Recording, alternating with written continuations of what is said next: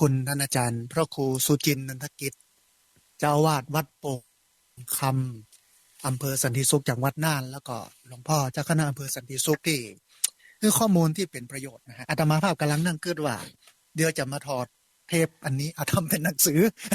เพราะว่าวันนี้ชัดที่สุดนะฮะเรื่องของการประยุกต์เอาพุทธธรรมมาใช้กับการพัฒนาคุณภาพชีวิตของญาติโยมก่อนที่จะเปิดสายให้ท่านผู้ฟังที่ฟังอยู่ทางบ้านเดี๋ยวจดกำเนิดท่านผู้ฟังเนอะวันนี้เปลี่ยนเบอร์โทรวันเดียวบ่ได้นะรอบต่อไปก็เบอร์เดิมคือถ้าญาติโยมจะโทรเข้ามาเนี่ยขอให้ใช้เบอร์นี้เบอร์เดียวก็คือเบอร์064 951 4213นะฮะจดบันทึกเนื้อญาติโยมเนอะเบอร์064 951 4213นะฮะบันทึกแคมกำเนื่องเบอร์064 951 4213เบอร์นี้เบอร์เดียวนะฮะเบอร์อื่นมาโทรเนอะ เพราะว่าเดี๋ยวถ้าโทรมาปุ๊บมันจะตัดสายที่ออกอากาศนะฮะเบอร์เดียวนะฮะเบอร์064 951 4231ก็อย่างที่บอกท่านผู้ฟังว่าวันนี้บ่ได้เอาอย่างมาตุยเลยปกติจะมีโน้ตบุ๊กแล้วก็มีรายชื่อคนทำบุญมีข้อมูลโน่นนี่นั่นแต่วันนี้มีโทรศัพท์มือถือเครื่องเดียวในการออกอากาศแล้วก็แถมเครื่องหนึ่งนะเอาไว้ให้ญาติโยมโทรเข้ามาที่เบอร์064 951 4213นะฮะโทรมาเบอร์นี้แต่ตอนนี้ยังบ่โทรเท่านั้นท่านผู้ฟังแอมประมาณสัก20 นาที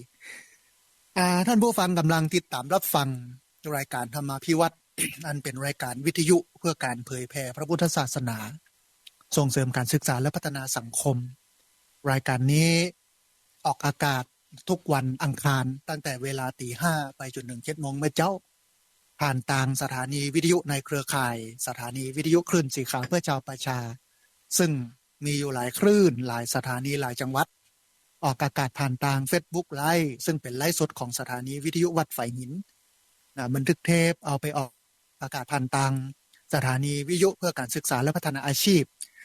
Radio Network FM 99.50 เมกะเฮิรตซ์ของวิทยาลัยเทคนิคกฟผ.แม่เมาะทุกวันศุกร์ตั้งแต่เวลา 8:00 นเมื่อเจ้าเป็นต้นไปไปออกอากาศผ่านทางเพจของมูลนิธิธีระปัญโยสมัยแต่ก่อนเนี่ยเป็นของสถาบันธรรมาภิวัตน์แต่ตอนนี้เปลี่ยนนะฮะเป็นมูลนิธิธีระปัญโยนะฮะวันนี้เราอยู่กันกับท่านอาจารย์พระครูสุจินต์นันทกิจเจ้าอาวาสวัดโป่งคำอำเภอสันติสุขจังหวัดน่านแล้วก็พระเดชพระคุณหลวงพ่อเป็น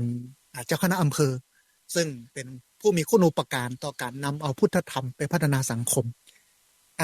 ก่อนที่จะเปิดสายเนี่ยอาตมาภาพจะทบทวนเล็กน้อยตอนที่จดตันนะเพราะว่าฟังเพลินอ่ะ ฟังเพลินมากนะฮะอันแรกเนี่ยหลวงพ่อได้อู้ถึงการยกระดับ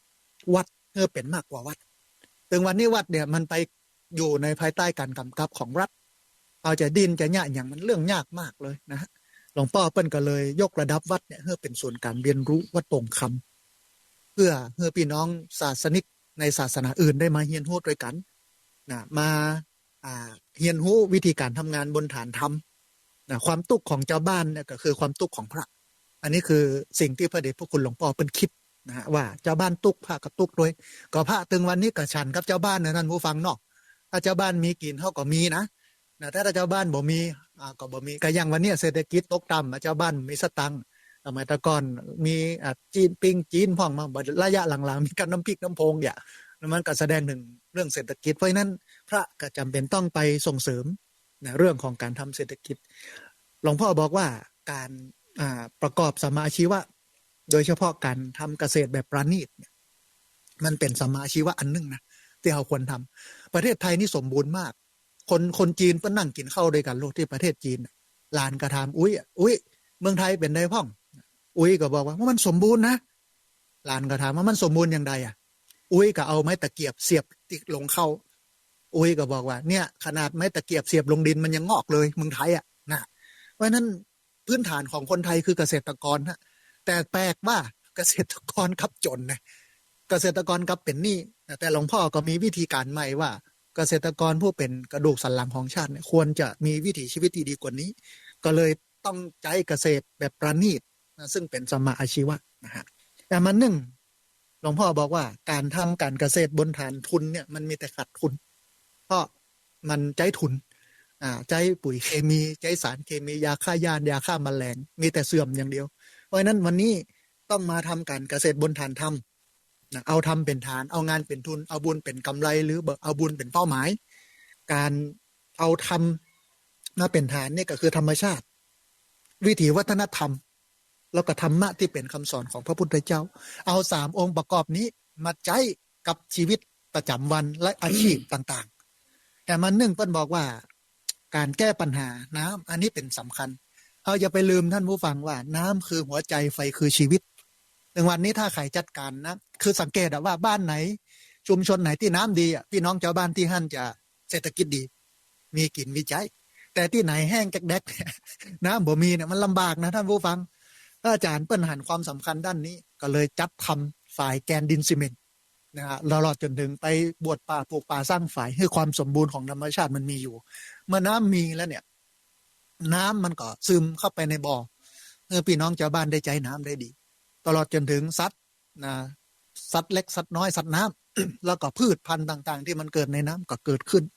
ความอุดมสมบูรณ์มันก็มีสมัยตะก่อนนี้ตุกยากนะต้องรออบต.หรอมาส่งน้ำอบต.กับปต.ไปส่งหลายบ้านนี้วุ่นวายหลายเรื่องจมพ่องเฮาพ่องเนี่ยแต่หลังๆนี่บ่หันหน้าคนขับรถส่งน้ำอบต.แล้วเพราะว่าที่อำเภอสันติสุขเนี่ยโดยเฉพาะที่บ้านปงคำเนี่ยเปิ้นบ่ได้สนใจกับเรื่องนี้แล้วเปิ้นข้าวข้ามแล้วนี่ก็เป็นความสุขของพี่น้องชาวบ้านนะฮะคือน้ำไฟมันเป็นหัวใจของชีวิตมันมี2เรื่องที่ท่านอาจารย์ทำก็คือมูลนิธิเพื่อการเรียนรู้วัดโป่งคำเพื่อเอามาเป็นตัวซับรับงบประมาณจากองค์กรต่างๆที่เป็นเอามาฮื้อแล้วก็เอามาทำงานการพัฒนาและมันนึ่งที่เป็นเครื่องมือก็คือวิสาหกิจชุมชนนะเปิ้นเอามาจัดการนะแล้วก็ทำการตลาดที่มันมีคุณภาพที่สำคัญที่สุดคือผลิตน้อยแต่ได้มากและผลิตมีคุณภาพถึงวันนี้เฮายากนักหรอสังเกตจากที่เปิ้นปลูกมันสำปะหลังที่เปิ้นปลูกข้าวโพดแต่ละปีเนี่ยลงทุนมหาศาลมากทีเดียวแล้วก็ท้ายที่สุดท่านผู้ฟังถามว่าได้นักก่อปีนี้กำไร3,000 โอ้อย่างนี้บ่ต้องไปยะแล้วท่านผู้ฟังนะกำไรแค่3,000 ที่3,000นี้บ่ได้กึดค่าแรงตัวเก่านะบ่ได้กึดค่าแรงตัวเองนะแต่พอมากึดค่าแรงตัวเก่านี่ปุ๊ดตื่นบ่ได้สักอย่างอิดเหงื่อแตกเหงื่อแตนบ่ได้ไปยะข้าวโพดไปยะมันสำปะหลังนะอันนี้ก็เป็นสิ่งหนึ่งที่สำคัญต้องผลิตน้อยแต่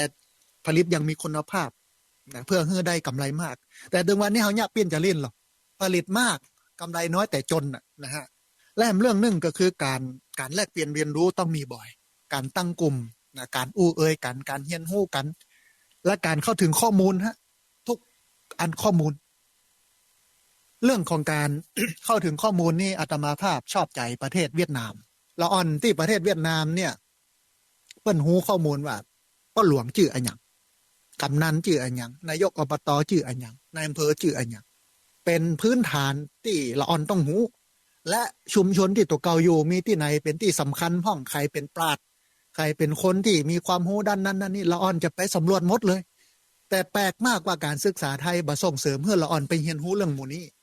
นะไปเรียนรู้เรื่องวิชาการแต่ว่าขาดทักษะชีวิตแต่ว่านี่ได้อู้กันครับหลวงพ่อยงยุทธทีปโกพระสงฆ์นักพัฒนาจากจังหวัดแพร่มาบนรถเตรียมมาหาท่านอาจารย์พระครูสุจินต์นันทกิจหลวงพ่อก็บอกว่าก็ปิดเทอมเขาก็พาลูกหลานของชาวบ้านไปฝึกไปก่อปูนเพราะหลวงพ่อเปิ้นจบวิศวโยธามาลูกเปิ้นเก่งเรื่องนี้ปาละอ่อนไปออกเชื่อมนั่นนี่นั่นแม่ก็จมโอ้ไปเจอฮื้อคนมาเป็นแรงงานจะฮื้อไปเป็นเจ้าคนนายคนหลวงพ่อเปิ้นก็บอกว่าผู้ว่าก็มีคนเดียวนะแล้วลูกสู่เนี่ยอย่าไปเป็นผู้ว่าก็นายอำเภอก็มีคนเดียวหมอก็มีคนเดียวคนนั้นคนนี้ก็มีคนเดียวเฮาไปทางนั้นบ่ได้ทำไมเฮาบ่เอาสิ่งที่มันมีอยู่เนี่ยมาทำให้เกิดมูลค่ามันก็เป็นแนวคิดหนึ่งที่หลวงพ่อเปิ้นพยายามจะฉีกออกมาจากกรอบสังคมที่มันเป็นอยู่ปัจจุบันเพราะนั้นการเข้าถึงข้อมูลการแลกเปลี่ยนเรียนรู้ก็เป็นสิ่งที่สำคัญและสุดท้าย ที่หลวงพ่อเปิ้นเฮือก็คือการลงมือทำจะต้องลงมือทำแล้วก็จะต้องถอดบทเรียนอันเนี้ยวันนี้สั้นๆง่ายๆท่านผู้ฟังเราได้ฟังวันนี้เนี่ยเป็นสิ่งที่มีคุณค่ามากแล้วก็ถือว่าเป็นการเปิดหูเปิดตาพี่น้องชาวบ้านที่ติดตามรับฟังรายการธรรมาภิวัตน์อยู่มาตลอดระยะเวลาเป็น10 กว่าปีแล้วนะฮะวันนี้เป็นประโยชน์อย่างมากแล้วก็ อาตมาภาพได้จะเอาเทปตัวนี้ไปถอดจะนั่งถอดคนเดียวนะ เก็บเรียบเรียงข้อมูลหมูนี้มาแล้วก็จะทำเป็นหนังสือสักเล่มน้อยๆนะฮะเก็บตกวัดโป่งคำนะได้มาเรียนรู้กับหลวงพ่อนะฮะทีนี้ท่านผู้ฟัง ก่อนที่จะเปิดสายให้ท่านผู้ฟังที่ฟังอยู่ทางบ้านจะได้โทรเข้ามาร่วมอู้ร่วมเอ่ยกันตะกี้แม่ปาวลีอินสุวรรณนะเปิ้นเป็นเจ้าของร้านขายปลาหรอสีนวลปลาสวยหน้าบิ๊กซีลำปางเปิ้นก็ส่งข้อความมาทางแชท Facebook ว่าอาจารย์นี่แม่ฟังอยู่เนอะ นะฮะวันนั้นนั่นผู้ฟังท่านใดที่ฟังอยู่โดยเฉพาะวันนี้พี่น้องเมืองน่านนะที่ฟังกันนักกันหลายเนี่ยนะฮะบอกว่าจะเป็นอำเภอสันติสุขนะอำเภอภูเพียง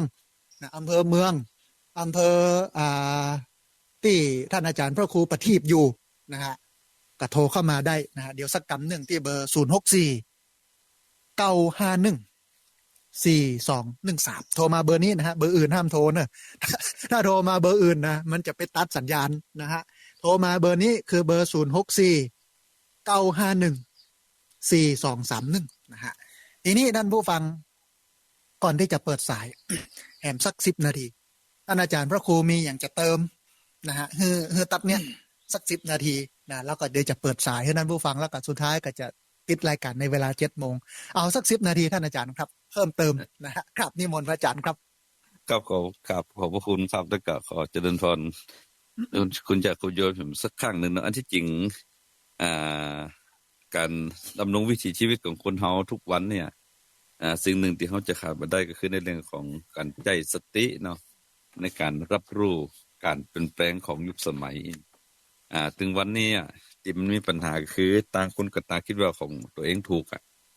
คนมาเก่ากับว่าคนมาเก่าถูกคนมาใหม่กับว่าคนมาใหม่ถูกกันมันก็ได้ทะเลาะเบาะแว้งกันอาตมาฟังตะคืนว่าจะตะคืนตะว้าเนี่ยสแวบไปดูเปิ่นอันนี่ก็อภิปรายไม่ไว้วางใจรัฐบาลนี่ที่ว่าอันที่รัฐสภาใจว่าใจไปติดกับการบ้านการเมืองนะเพราะว่าอันที่จริงการบ้านการเมืองมันก็เข้ามาเฮาก็เข้าหามันบางเห็นนูก็มันบางมันก็จะเป็นประโยชน์นี่เนี่ยไม่ใช่ว่าพระไปเล่นการเมืองนะเพียงแต่ว่าเห็นฮู้กับมันว่ามันเป็นจังได๋ไปฟังพอนะคิดเปิ้นเฮาก็สรุปได้ว่ามันใจมีหยังด้วยมันเป็นคน2ยุคคนยุคหนึ่งเปิ้นก็บอกว่าค่าเนี่ยมันถึงจะถูกประเทศถึงจะเจริญคนแห่งยุคแห่งคนยุคหนึ่งเปิ้นว่ากันยะมาเหมือนบ่หันมันเปลี่ยนหยังเฮาเปลี่ยนให้พ่องบ่ดีกะมันก็เลยคืออันทะเลาะเบาะแว้งด้านความคิดแต่ถ้าอย่างนั้นเนี่ยก็เลยอาตมาคิดว่าในการพัฒนายกระดับคุณภาพชีวิตเนี่ยสิ่งที่สำคัญที่สุดกันมันเรื่องของสุขภาพร่างกายเมื่อกี้อู้ถึงเรื่องว่าการเข้าถึงธรรมเนี่ยหมายความว่าธรรมชาติและสิ่งแวดล้อมเนี่ยธรรมชาติและสิ่งแวดล้อมมันบ่ได้ไปแปรในเรื่องของดินของน้ำของปลาอย่างเดียวเขาจะต้องเอาผลของดินของน้ำของปลาของอากาศเหล่านี้เอามาใช้ในการพัฒนาสุขภาพของเขาให้ดีขึ้นทีนี้หลายๆเรื่องเนี่ยที่ผมเอามาทำเนี่ยคือเขาไปศึกษาอย่างเช่นว่าเราพูดถึงเรื่องของป่าเราพูดถึงเรื่องของต้นไม้เนี่ยแต่เราต้องมีองค์ความรู้ภูมิปัญญาด้านสมุนไพรเพราะสมุนไพรนั้นมันจะมาส่งผลต่อการดูแลรักษาสุขภาพของเพราะอันนี้มันมีมาแต่ต้นตำรับมันมีมาแต่โบราณแต่สมัยโบราณการทำสมุนไพรการยารักษาการจะรักษาสุขภาพของตัวเองจะหายามาสักสูตรเนี่ยเป็นใจชีวิตเป็นพื้นที่วิจัยซ้ำแล้วซ้ำแหมสลบแล้วฟื้นมาให้กันสุดท้ายมันก็ยาสูตรนี้ละไผเป็นอันหยังแล้วก็อันสมัยนี้ต่างกับคนสมัยนี้คนสมัยนี้เปิ้นวิจัยบนฐานของเครื่องมือโดยแล้วก็แผ่นกระดาษปีนี้อาจจะใจแต่ปีหน้าอาจจะบ่ใจได้เปลี่ยนไปแล้วนี่แล้วปีต่อไปอาจจะบ่ใจนะเฮาเลยก็ตามประตันแต่คนสมัยก่อนเปิ้นมีความมุ่งมั่นว่าใจแล้วเมื่อใจแล้วเนี่ยจะยากจะได้จะคือฐานของมันน่ะมันอยู่แบบสม่ำเสมอนั่นก็คือใช้คำว่าอารักขสัมปทาถึงพร้อมด้วยการรักษาอีกเนาะศรัทธารักษาสิ่งที่เฮาคิดว่ามันมีคุณค่าและการเพิ่มมูลค่านั้นเป็นเรื่องเป็นแห่งเรื่องหนึ่งทีนี้เองก็เลยผมเองชอบในเรื่องของสมุนไพร เป็นเป็น เป็นจิตใจลักษณะผมอย่างหนึ่งหนึ่งเหตุผลที่ชอบสมุนไพรคือเขาอยากจะให้สมุนไพรมันเป็นความรู้ที่จะซื้อคือคนฮักต้นไม้ฮักต้นไม้เนี่ยยกตัวอย่างเช่นทุกวันเนี่ยเวลาเขาเจ็บเป็นป่วยไข้เนี่ยเขามักจะไปนึกถึงตัวเก่าการปวดหัวเนี่ย100 ละ 80-90มักจะนึกถึงพาราเซตามอลยาพารายาแก้ปวดทั้งหลายเป็นวัดซิ่วๆก็นึกถึงแต่ยาที่แก้วัดแก้อย่างพวกนี้ถ้าปวดแข้งปวดขาเขามักจะนึกถึงหมอนึกถึงโรงพยาบาลนึกถึงคลินิกถามว่าเขาแล้วนั่นเขาเป็นก็คนที่จะเขานึกถึงเขาก็เป็นเขาก็เจ็บแต่ว่าเขาฮู้วิธีแก้ก็อาจจะฮู้แต่บ่ฮู้เสียงนี่แต่ว่าอันนั้นมันเป็นการรักษาไปเหตุแต่ถ้าว่าเขาจะรักษาต้นเหตุเขาจะต้องเข้าถึงธรรมไงเข้าถึงธรรมชาติและสิ่งแวดล้อมเมื่อกี้เหมือนกับอันคนมาเก่าเปิ้นจังสอนไว้เนาะสมัยนี้เปิ้นฮ้องว่าคนเป็นโรคเกาต์เบาหวานความดันหนักอีนี่เนาะครับเป็นโรคเกาต์เบาหวานความดันหนักมันที่เปิ้นฮ้องว่าเป็นโรคก็ NCD กันเนาะโรคมันจะไปได้ติดต่อทางด้านพันธุกรรมแต่เป็นโรคที่เกิดจากพฤติกรรมเนี่ยพฤติกรรมคนสมัยโบราณก็มีเนาะ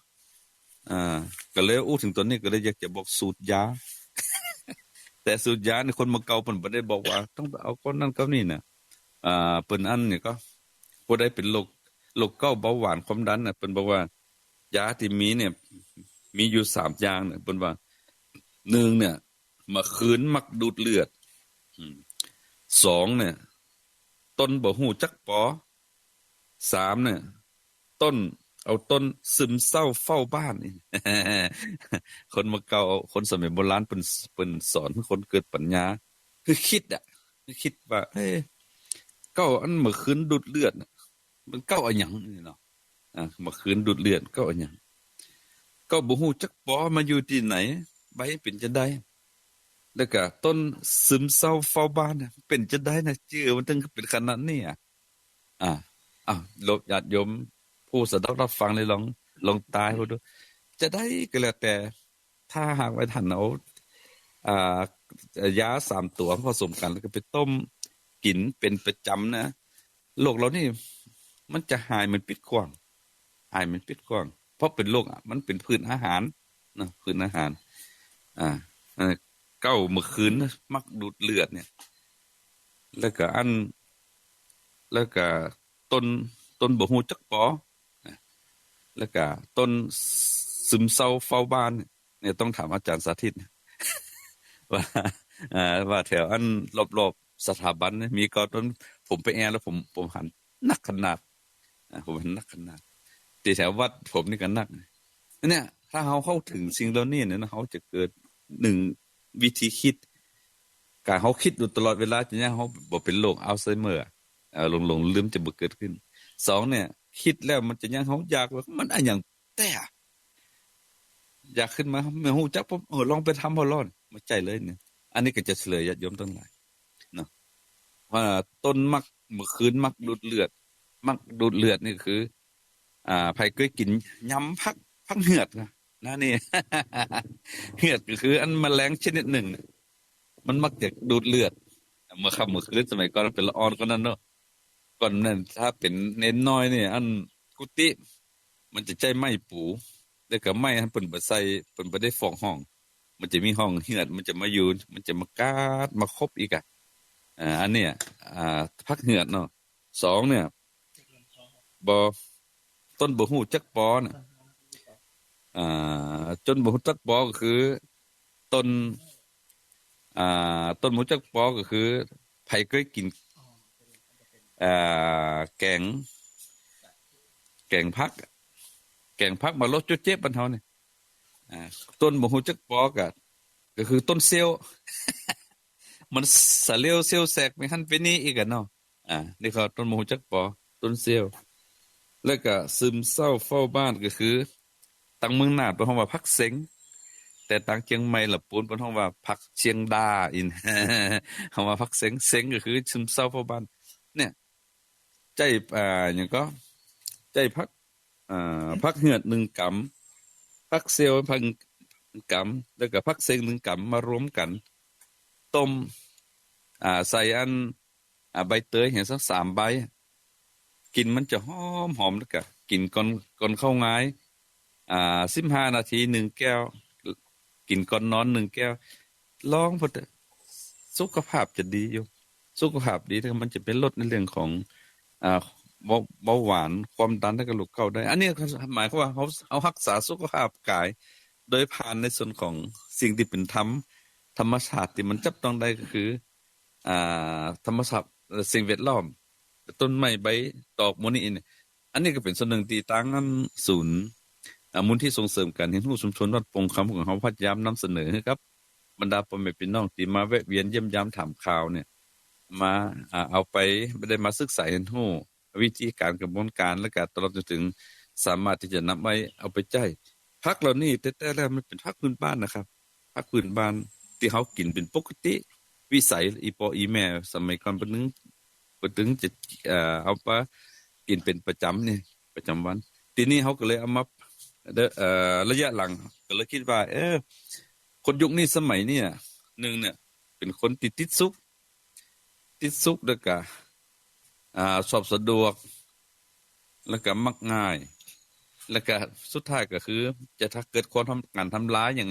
กับสภาพแวดล้อมเนี่ยทีนี้เขาก็เลยว่าอาจารย์เนี่ยเมื่อคุณติดสุขสอบสะดวกมักง่ายเนี่ยเอาก็เลยอาจารย์วัดเขากับมูลที่เขากับมาทำเรื่องนั้นยาสมุนไพรที่ใกล้ตัวโดยที่เขาบ่ได้เนี่ยแบบสุ่มสี่สุ่มมาเปรียบเป็นการลดความขัดแย้งเขากับไปประสานกับตั้งองค์กรหน่วยงานวิจัยที่เป็นสกัดสารแล้วเนี่ยสกัดพอรู้ว่ามีมีสารอย่างพ้องกินขนาดใดพ้องปริมาณไหนพ้องมันบ่เป็นผลกระทบกับตัวเก่าอีกกันเนาะเอาก็ฮู้ว่ามันใจเลยมันตรงกับในส่วนของมันทางหลักการวิทยาศาสตร์เป็นว่าต้องแก้โดยแบบนี้เป็นลดแบบนี้เป็นนี่เนี่ยเขาก็เลยมาทำเป็นชาเขาเรียกชา3 สหายชา3 สหายบ่ได้โฆษณาขายนะไผมาที่นี่นะได้ชิมลิ้มรสแน่นอนเลยชา3 สหายเพื่อไปสลายโรคง่ายๆที่มันเกิดขึ้นกับบรรดาพี่น้องแล้วก็ทำให้อันญาติโยมทั้งหลายเกิดความกังวลใจอันนี้ก็เป็นประเด็นที่หนึ่งที่มันก็เกิดจากวิธีคิดจากการที่เขาใช้คำว่าเกษตรบนฐานธรรมนำชีวิตให้พ้นจากความทุกข์จากทางกายความทุกข์ทางใจความทุกข์ทางอารมณ์เป็นพื้นฐานของความทุกข์เนาะอันนี้ก็คงจะนำเรียนและก็เจริญพรครับญาติโยมทั้งหลายได้สดับรับฟังกันขอบพระคุณท่านอาจารย์พระครูสุจินต์นันทกิจนะครับเจ้าอาวาสวัดโป่งคำเจ้าคณะอำเภอสันติสุขจังหวัดน่านที่มาให้ข้อมูลจะได้บอกหมายเลขท่านผู้ฟังที่จะโทรเข้ามานะท่านผู้ฟังนะหมายเลข064 951 4213จดแถมคำเนอะ064 951 4213ใจวันนี้วันเดียวเบอร์นี้นะฮะตะกี้ท่านอาจารย์พระครูสุจินต์นันทกิจได้อยู่หลายประเด็นอาตมาภาพจดได้เยอะนะฮะเช่นเฮานั้นมีสติกับการรับรู้การเปลี่ยนแปลงของยุคสมัยอันนี้อันแรกเลยคนหนึ่งวันนี้มันหลงยุคนะพอลืมบักเก่าเมาใหม่นะบางคนน่ะบ่เอาใหม่แล้วยึดถือเก่าแต่มันต้องไปด้วยกันได้เพราะฉะนั้นท่านอาจารย์ก็เลยบอกว่าต้องมีสติกับการรับรู้การเปลี่ยนแปลงของยุคสมัยอันที่สองคนสมัยตะก่อนเนี่ยใช้ชีวิตเป็นเครื่องมือในการวิจัยใช้การลองผิดลองถูกล้มหายตายจากไปก็มีนะอย่างเช่นพักอันนี้กินได้บ่ได้เฮ็ดนี่กินได้บ่ได้เปิ้นใช้ชีวิตมาแลกไม่ใช่เหมือนปัจจุบันที่มีเครื่องมือการวิจัยและถ้ามันสรุปผลออกมาแล้วว่ามันกินได้เนี่ยมันการันตีได้เลยมันแต้อันนี้อันแรกอันที่สองมันบอกว่าสมุนไพรเนี่ยมันทำให้คนกึศถึงธรรมชาติและทำให้คนไปอนุรักษ์ธรรมชาติเพราะสมุนไพรมันเกิดจากธรรมชาติเมื่อเราใช้สมุนไพรมากับชีวิตเนี่ยเราก็ต้องกึศเติงหาธรรมชาติสิ่งแวดล้อมตัวบ่ไปทำลายมันและทีนี้ท่านอาจารย์ก็บอกสูตรยาน่าสนใจมากเลยสูตรยา3 สหายแล้วตอนนี้เปิ้นก็ทำเป็นรูปแบบด้วยความที่คนมันติดสุขคนที่มันชอบสะดวกคนที่มันมักง่ายจะมาไปปอกเอาเปลือกเข้าไม้มามัดมาอย่างมันยากเปิ้นทำสำเร็จแล้วก็จุ่มน้ำร้อนกินได้เลยนะฮะชา3 สหาย มันมีอย่างห้อง ต้นเมื่อคืนมักดูดเลือด ต้นบ่ฮู้จักปอ แล้วก็ต้นซึมเศร้าเฝ้าบ้าน ต้นเมื่อคืนมักดูดเลือดนี่ก็คือต้นผักเหือด โอ้ยำลำเนอะท่านผู้ฟัง แกงกะลำนะผักเหือดนี่นะสองต้นบ่ฮู้จักปอก็คือต้นผักเซี่ยวนะผักเซี่ยว อันที่สามต้นซึมเศร้าเฝ้าบ้านก็คือผักเจียงดาที่บ้านเฮากินกันบ่ว่าจะเป็นพี่น้องเชียงใหม่นี่แกงใส่ปลาแห้งนี่จัดลำนะผักเจียงดา อันเนี้ยแล้วเปิ้นก็บอกว่าเอาใบเตยใส่เหี่ยน้อยนึงเพื่อมันหอม นี่คือสิ่งที่เล็กๆน้อยๆที่ท่านอาจารย์พระครูสุทินนันทกิจได้ให้ประโยชน์ต่อเฮาเพราะฉะนั้นตอนนี้ท่านผู้ฟังเหลือเวลาแห่งประมาณสักเกินชั่วโมงเปิดสายเนอะท่านผู้ฟังที่ฟังอยู่ต่างบ้านนะที่ติดตามรับฟังอยู่โทรเข้ามานะที่หมายเลขนี้หมายเลขเดียวนะฮะที่เบอร์064 951 4213เบอร์064 951 4213เรียนเชิญเจริญพรได้โทรเข้ามาร่วมร่วมเอ่ยกันโทรเข้ามาร่วมแสดงความคิดความเห็นกันนะตอนแรกโทรเข้ามาเช็คสัญญาณก่อนว่าฟังจากที่ไหนทางใดสัญญาณชัดบ่ชัดอย่างใดนะที่เบอร์064 951 4213พอดีมีสายโทรเข้ามาสายหนึ่งเป็นสายแรกเดี๋ยวครับสายนี้ก่อนเปิ้นจะว่าอย่างไรพ่อมเจริญพรเจ้ากาไปสาเจ้าไม่น้อยกัดนะสาธุไม่น้อยกัดนัดเวียงละปูนวันนี้โยมแม่จะเพิ่มเติมข้อมูลส่วนไหนพ้องเจ้าก็ธรรมะวันละบทนะเจ้าสาธุ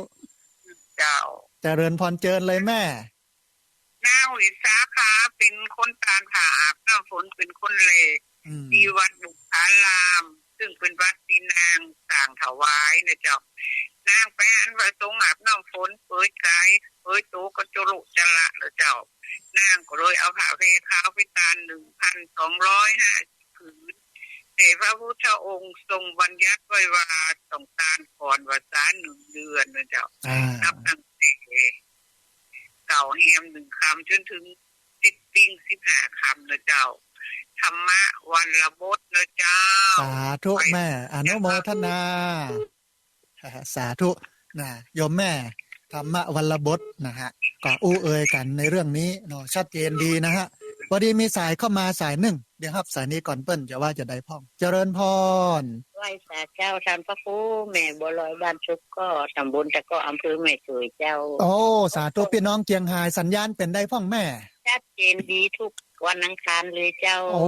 ชื่นใจวันนี้ฟังหลวงพ่อวัดป่งคำเปิ้นเล่าให้ฟังเป็นได้พ่องแม่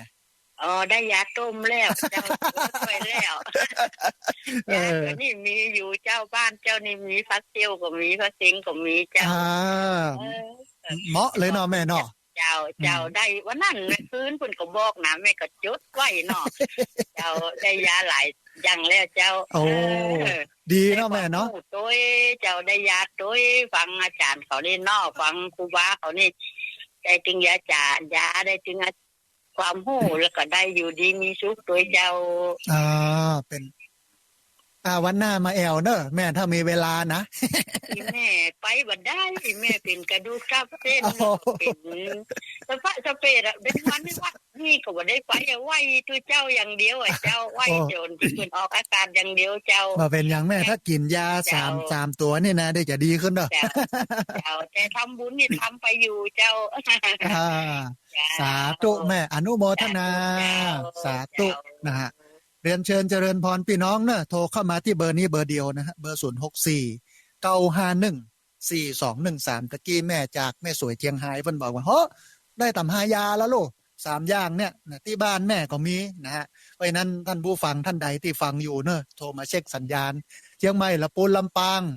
แม่น่านพะเยาเจียงไฮ้แม่ฮ่องสอนนะฟังโดยเฉพาะพี่น้องเมืองน่านนะวันนี้มาจุดที่แล้วเนาะโทรเข้ามาที่เบอร์064 951 4213เบอร์064 951 4213นะอย่างที่โยมแม่สายแรกแม่นัดนะแม่น้อยกัดนัดเปิ้นก็บอกกันอันคนที่ถวายผ้าอาบน้ำฝนเป็นคนแรกก็คือนางวิสาขามหาอุบาสิกาก็ถวายวัดบุพารามที่นางสร้างถวายพระพุทธเจ้าคนสมัยตะก้อนนี่กึดใหญ่กึดโตนะท่านผู้ฟังแปลงวัดถวายพระพุทธเจ้าคือหรอแต่ว่าเดียวนี้โอจากแปลงนี่กึดยากนะฮะ โอ้จะต้องใจเงินใจทองนะเพราะฉะนั้นท่านผู้ฟังเรียนเชิญเจริญพรเนอะที่เบอร์0649514213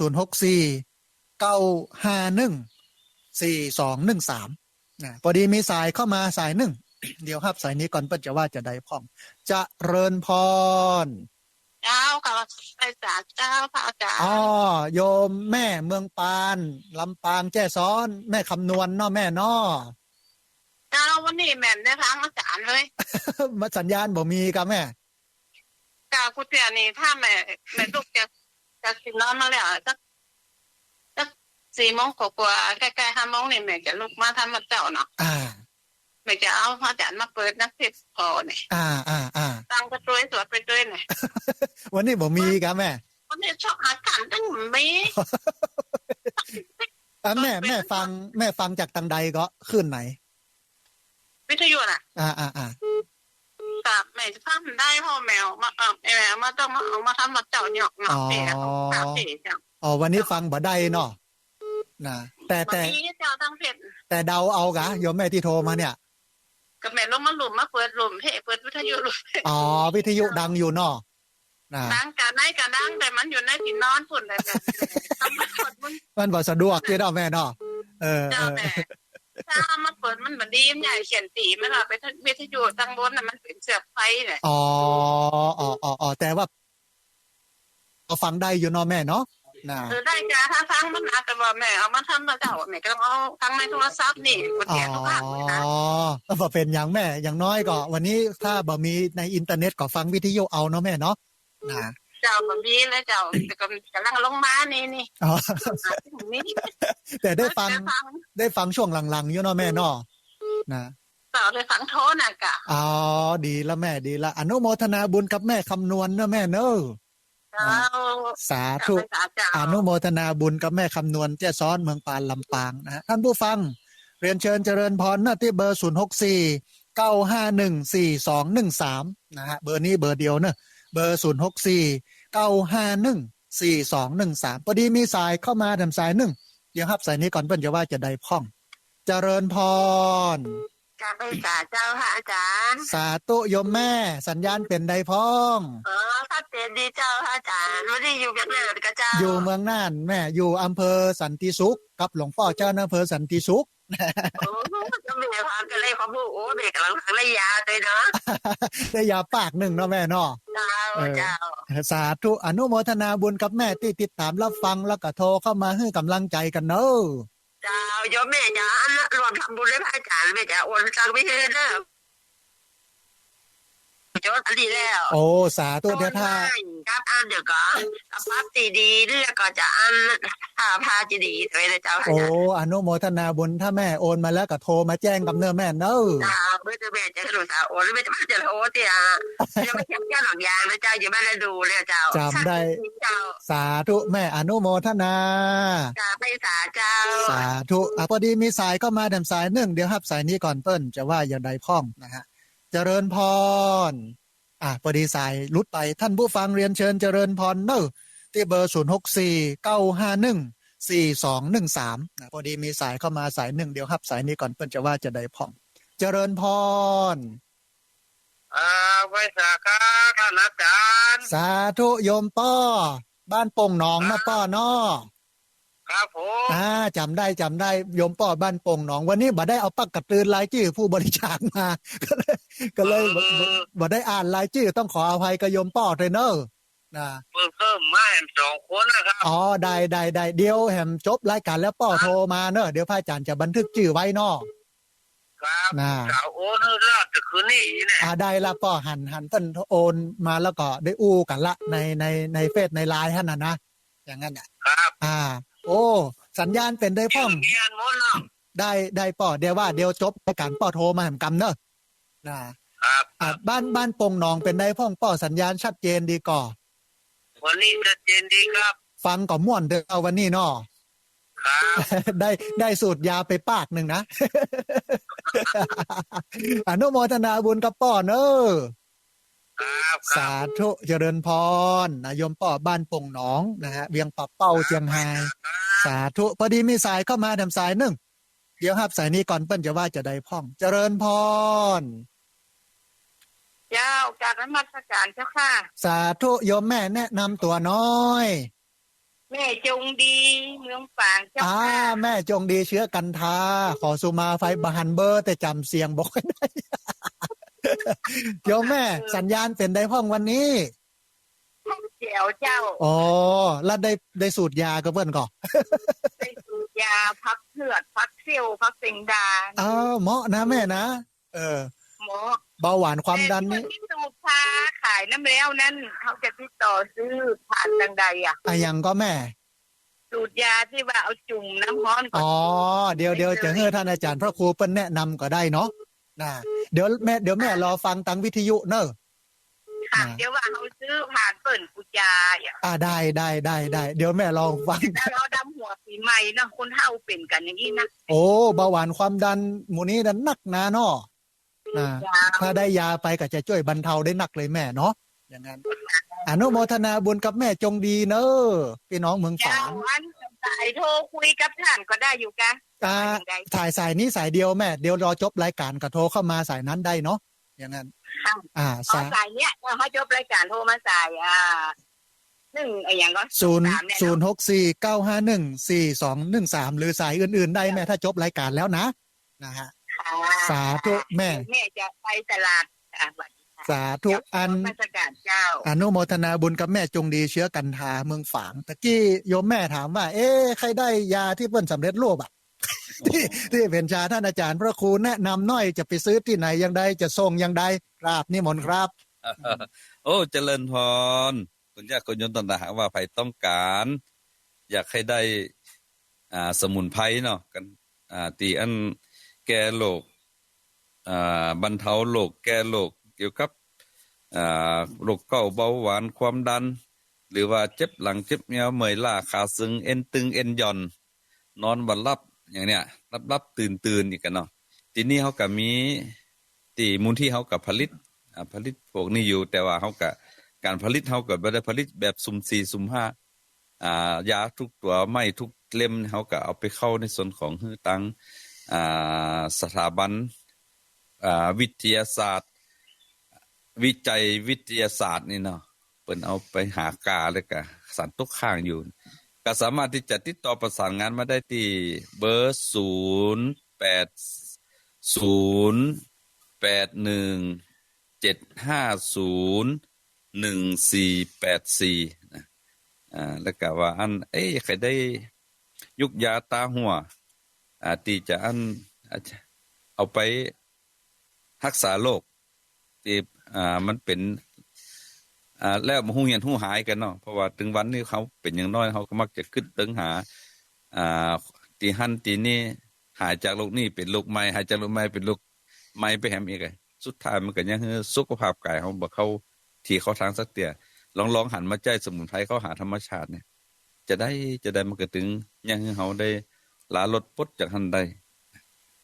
ครับขอบพระคุณท่านอาจารย์พระครูจัดหนักกับตะกี้ท่านอาจารย์พระครูฮื้อเบอร์สมุนไพรที่จะดันผู้ฟังจะสั่งนะฮะแก้เจ็บหลังเจ็บเอวเอ็นตึงเอ็นหย่อน ที่จริงมันโอหลายอยู่ถ้าจำได้ 2-3 อย่างโทรมาเบอร์นี้ฮะบันทึกแค่น้อยท่านผู้ฟัง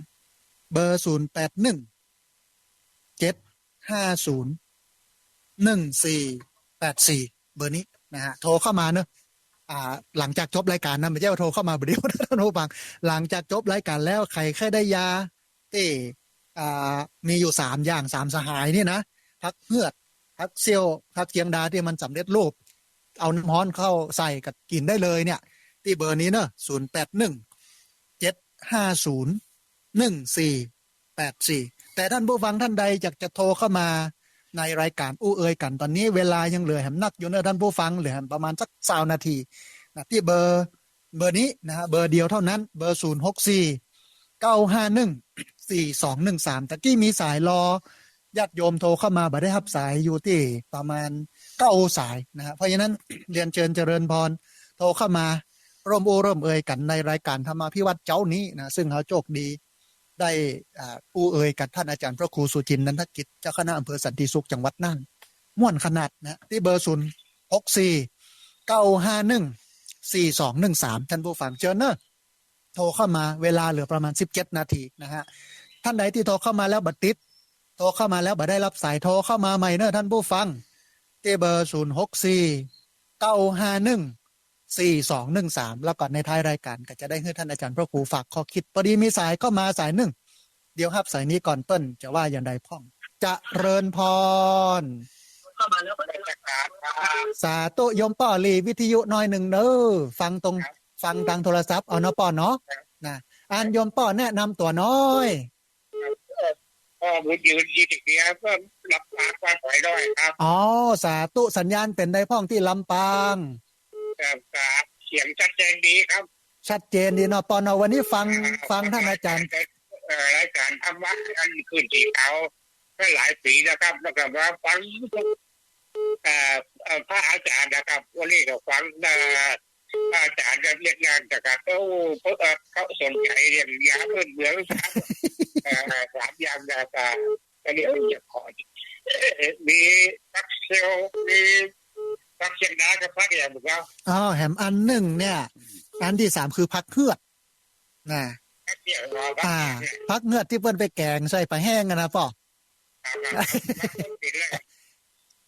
เอามาต้มกินพักเฮือดพักเซี่ยวพักเกียงดาป่อ3พักนี่นะเอามาต้มกินใส่น้ำแล้วก็ครับก็ 1 กำมือแล้วก็น้ำน้อยหนึ่งแล้วก็จะเป็นน้ำ2 ลิตรพักหมดนี้1 กำมืออย่างละ1 กำมือนะฮะแล้วก็น้ำ2 ลิตรแล้วจะไปลืมใส่ใบเตยสัก 3-4 ใบเพิ่นบอกว่านะหอมเนาะมันจะได้หอมโอ้อันเนี้ยสุขภาพดีเตะปิ๊บดังป่มกินตอนไหนครับอย่างก็ป่อกินวันเจ้าก็มาแล้วครับก่อนงาย15ก่อนเข้างายกินก่อนเข้างาย15 นาทีก่อนรับแล้วก็ก่อนนอน15 นาทีก่อนจะนอนกินละ1 แก้วเหมือนก็ว่าวันละ2 แก้วเหมือนวันละ2 แก้วเมื่อเช้าแก้วแล้วก็ก่อนนอนแก้ว1ป่อถ้าจะกินแล้วยังได้โทรมาบอกกันยิ้มเนอะสาธุโอ้อนุโมทนาบุญกับป้อบุญยืนเนอะที่ฟังยมป้อนี่อายุนักแล้วนะ80แล้วนะโอ้ดีป้อดีอนุโมทนาบุญกับป้อเนอะ